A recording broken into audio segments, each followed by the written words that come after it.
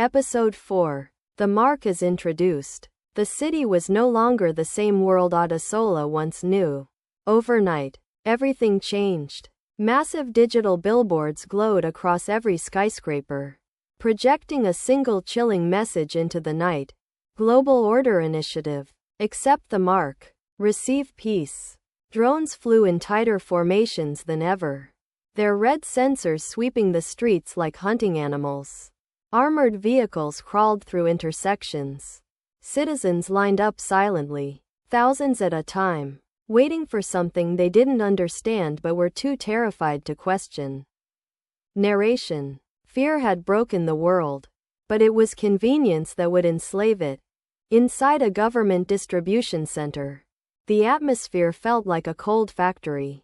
Rows of frightened men, women, and children waited for their turn as a calm female voice echoed through speakers.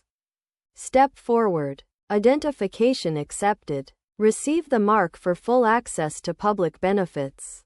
A man moved shakily to the front. A mechanical arm extended from a wall unit and pressed into his right hand. SFX. CHNNN. SSST. His expression emptied instantly. Whatever spark of humanity had once lived in his eyes vanished. Nurse. Emotionless. Next. A mother clutched her crying toddler in panic. Mother. Please. I'll take it. Just don't hurt my daughter. Quote. The soldiers didn't respond. They didn't need to. She extended her trembling hand. The mark was placed. Her face fell still. The toddler stopped crying, confused as her mother stared blankly into nothing.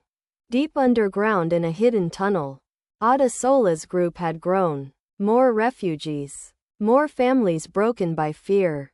More people determined not to take the mark. Adesola stood before them, weary but resolute. Adesola. The mark doesn't just track you. It changes you. You lose yourself.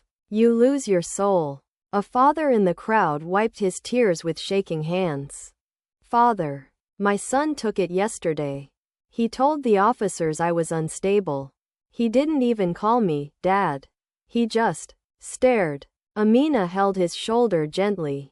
Amina, we'll look out for you here. You're not alone. David sat against a dusty wall, wires running from his hacked tablet. David, I got into one of their systems. The mark links to the brain, literally reshaping emotions. Look. He showed everyone a digital scan of brainwaves synchronizing with a central server.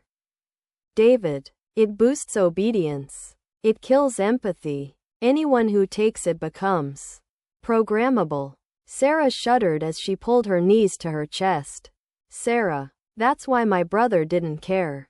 Why he tried to turn me in. Quote. Adesola placed a hand firmly on David's shoulder. Adesola, good work. But they'll trace that signal eventually. Stay alert. David nodded, fear tightening his throat. Suddenly, every drone, every screen, every hollow board across the city lit up at once. The leader appeared, smiling, confident, gentle in voice but terrifying in power. Leader, citizens of Earth, today marks the beginning of global unity. The mark will now be required for food, medicine, travel, shelter, and employment. Reject the mark, and you reject your future. The city erupted, half in relief, half in desperation. A woman collapsed to her knees, screaming, Woman, what will we eat? What about our children? Quote. A man punched a wall, shouting, Man, we don't have a choice. Quote. The leader's face continued smiling above them all. At a grocery market, chaos spiraled. Families shoved forward, begging for food. Drones fired warning blasts into the air. Officer. No mark. No entry. Quote. A father fell to his knees. Hands clasped. Father. My family is starving. Please. Quote. Officer. Then accept the mark. From the shadows of an alley, Adesola watched the scene with anguish. Adesola whispers. This is how it begins. Desperation becomes surrender. Back at the refuge, tension exploded. Refugee 1. We can't survive without food.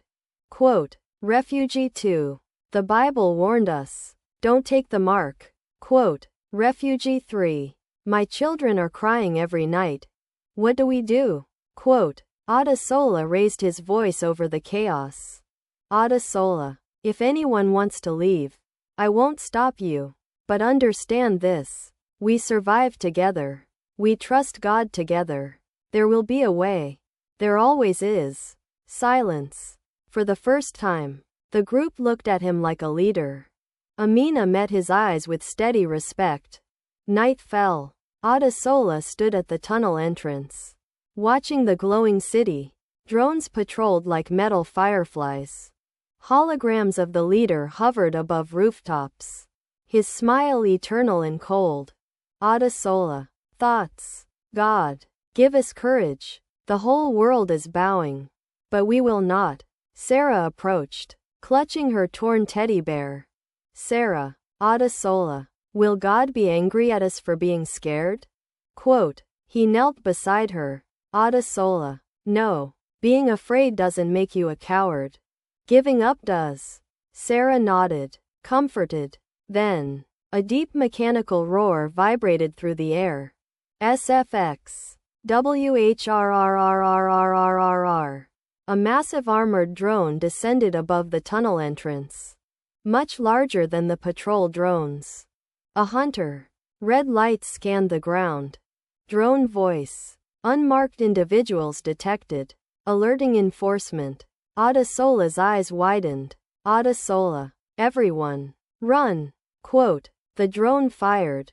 SFX. KAAA. Boom. Fire and smoke burst behind them as they scattered into the darkness. A screen flickered to life on the front of the drone. The leader's face appeared, cold, emotionless. Leader. You cannot hide. Adesola. All resistance will fall. Adesola glared back, breath heavy, heart burning. Adesola. Not while I still breathe.